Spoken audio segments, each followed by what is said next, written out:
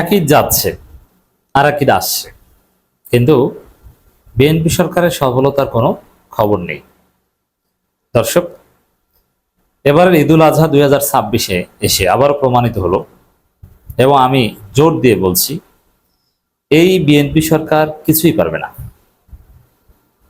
হ্যাঁ, যেহেতু একটা নির্বাচন হয়ে গেছে এবং নির্বাচিত সরকার 5 বছর ক্ষমতায় থাকুক, এটা চাওয়া উচিত স্থিতিশীলতার জন্য। কারণ এখানে যদি আবার পরিবর্তনের কথা বলেন, হঠাতে চান, তাহলে আরো অস্থিতিশীলতা হবে। তো এজন্যে উপায় একটাই, যে বিএনপির এককভাবে কোনো সক্ষমতাই নেই, জনগণের কোনো সমস্যার সমাধান তারা করতে পারেনি। 100 দিন প্লাস হয়ে গেল, অথচ একটা সিঙ্গেল সমস্যা দেখাতে পারবেন না যার সমাধান বিএনপি সরকার করেছে, পারবে না। এজন্য জাতীয় সরকার লাগবে। জামাত, এনসিপি সবাই মিলে যদি দেশটা চালায় তাহলে সম্ভব।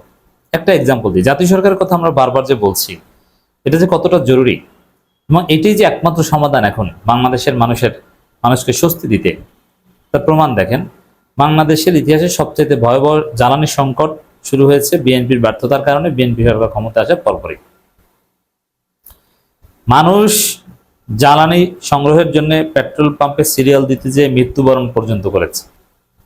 বেশ কয়েকজন মানুষ মারা গিয়েছে। আপনি চিন্তা করেন কত মানুষের পরিবার না খেয়ে থেকেছে শুধু এই সিরিয়ালের কারণে। অথচ সরকার বলছে দেশে কোনো জ্বালানি সংকট নাই।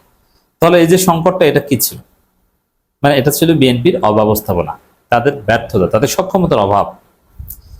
যেই জামাত দেখছে যে না, মানুষের জীবন একদম অতিষ্ঠ হয়ে পড়েছে, এখানে সরকারকে আমরা কোঅপারেট করব, সরকারকে প্রস্তাব দিল যে আসেন আমরা সর্বদলীয় একটা সংসদীয় কমিটি গঠন করি, তারপরে জ্বালানি সংকট মোকাবেলা করার চেষ্টা করি।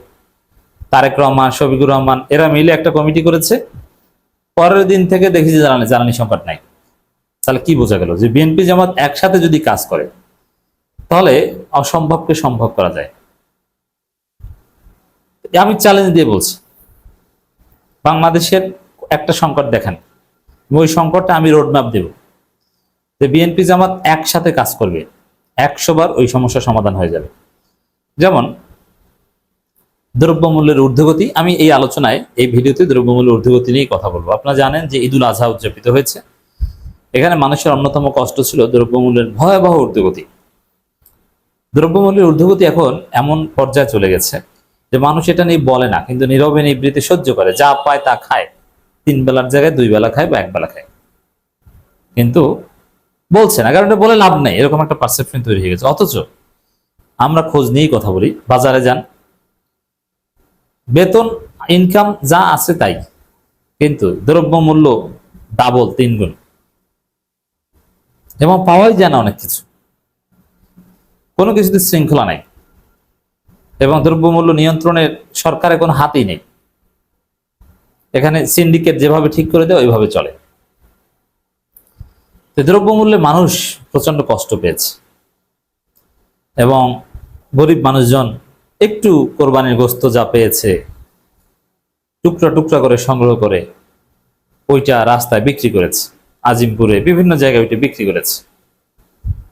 850 টাকা কেজি, 900 টাকা কেজি, কোথাও কোথাও 750 টাকা কেজি বিক্রি করেছে।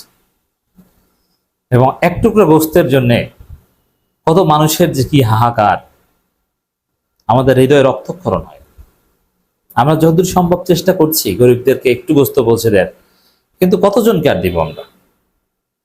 কিন্তু এগুলো দেখলে সত্যি হৃদয় রক্তক্ষরণ হয়। অথচ রাষ্ট্র, এটা রাষ্ট্রের দায়িত্ব যে বাংলাদেশে এরকম কোনো অভুক্ত মানুষ থাকবে না।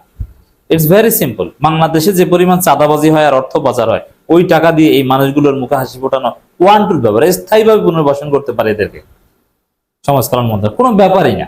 জাস্ট পাচার হওয়া বা দুর্নীতির টাকাটা, দুর্নীতি যা হয় তার সামান্য একটা অংশ দিয়ে এটা করা যায়, কিন্তু কোনো সমস্যা সমাধান সরকার করতে পারছে না।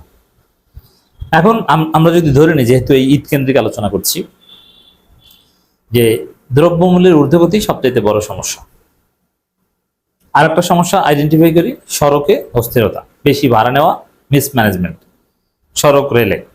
যেমন আপনি টিকিট কেটেছেন কিন্তু আপনি ট্রেনে উঠতে পারছেন না, টিকিট ছাড়া অন্য কেউ জোর করে উঠে বসে আছে, এখন দরজা জানালা আটকে দিয়েছে।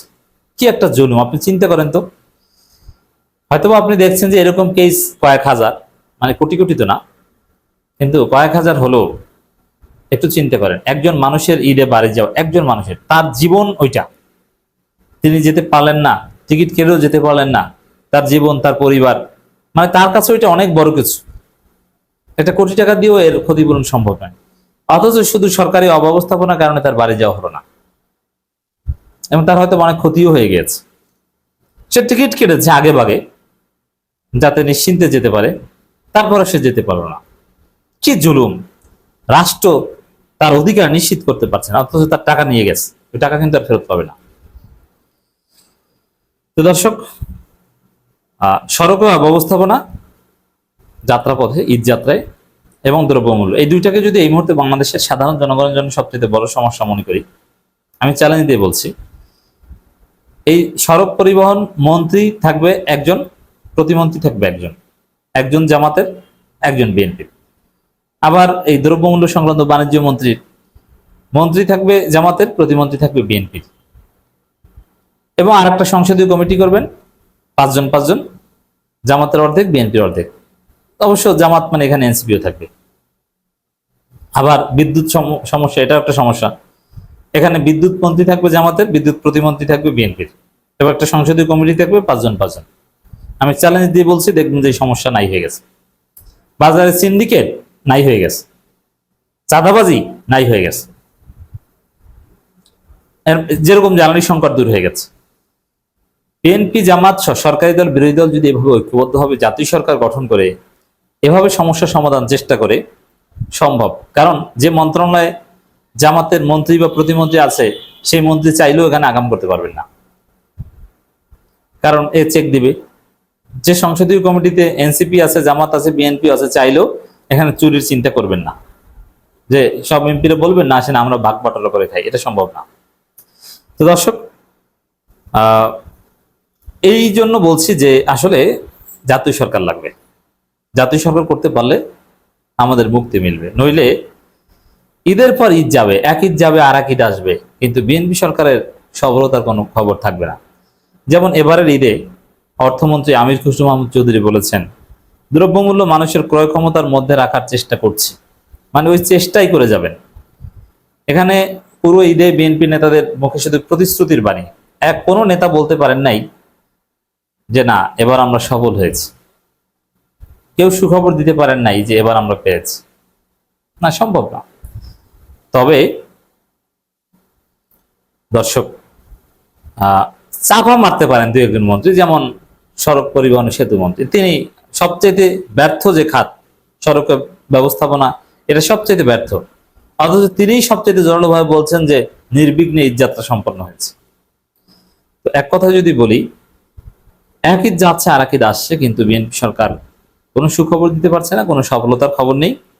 এই জন্য জাতীয় সরকারের মাধ্যমেই এদেশের জনগণের মুক্তি আপাতত দিতে হবে, এর কোনো বিকল্প আমি দেখছি না।